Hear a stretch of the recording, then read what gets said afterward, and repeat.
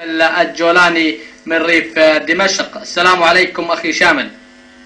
وعليكم السلام. السلام عليكم أخي الكريم. وعليكم السلام ورحمة الله وبركاته. ما هي آخر مستجدات لديكم في ريف دمشق؟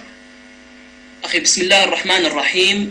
بداية في ريف دمشق منطقة تجمع جديد الفضل لأبناء الجولان، تتعرض هذه المنطقة منذ صباح اليوم لحملة همجية وخاصة من الفوج 100 المتواجد في جبال الحي، حيث قامت القوات من الفوج بالهجوم على منازل شمال الحي وهي معروفة بأحياء الموالي، وقامت بإحراق العديد من البيوت، وتصدى لها الجيش الحر لهذه القوات.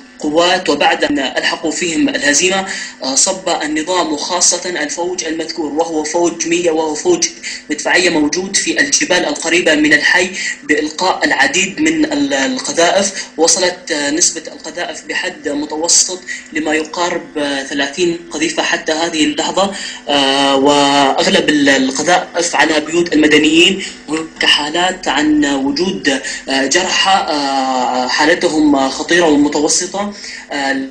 حتى هذه اللحظة لا يوجد لأنباء عن شهداء، إلا أن الحي بعد ساعات من الظهيرة قام بالقوات الأسدية بمحاصرة الحي بالكامل، وخاصة من اتجاه حي السكة، بالإضافة للأحياء الشمالية، وطوق الحي بالكامل ومنع الدخول والخروج من الحي. وتوغلت العديد من الدبابات في طرقات الحي، وتمركزت القناصة على اتجاهات الحي. لكن الشيء المرعب بالنسبة للحي هو مجاورته لأحياء سرايا الدفاع ومساكن الحرس، حيث قاموا هؤلاء الشبيحة بالتأهب الكامل ويحاولون التسلح وهم في حالة استنفار، ويخشى من قيامهم بعملية اقتحام للحي في هذه اللحظة.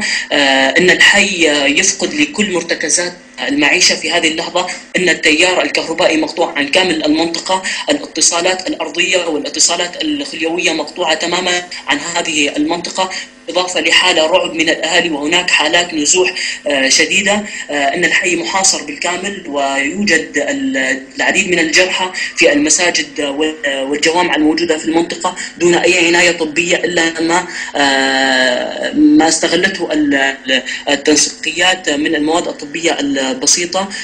لحتى الآن لا توجد أي إحصائيات عن مدى الأضرار وعن مدى الجرحى في هذه المنطقة. نعم.